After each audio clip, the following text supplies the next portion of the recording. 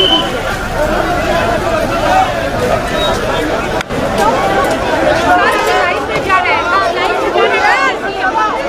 Sir sir sir sir sir ma'am ma'am ma'am ma'am ma'am ma'am ma'am क्या हुआ? Gate আটকানা ভালো কাজ হচ্ছে একদম। NDRF, army, state disaster, police, fire, KMC all together working very good. এখন অবধি 21টা recovery হয়েছে, 3টে death, 18 alive. SSKM is working, all ministers are looking, all administration are looking, NDRF, Army are doing very satisfactory manner. এখনো 1218 জন ভিতরে আছে, contact হয়ে গেছে army NDRF এর সঙ্গে। প্লিজ ভিড় করবেন না, প্লিজ ভিড় করবেন না, রেস্কিউতে হেল্প করুন।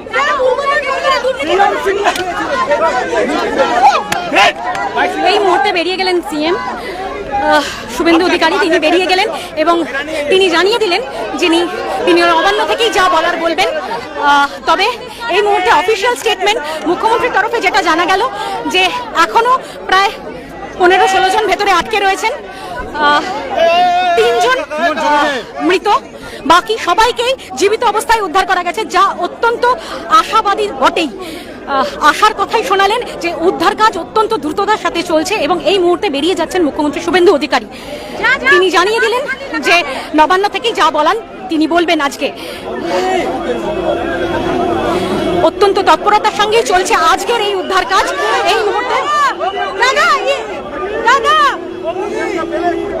শুভেন্দু বেরোবে ঠিক আছে, আর বলছি যে শোনো নবান্ন থেকে সিএম পিসি করবেন।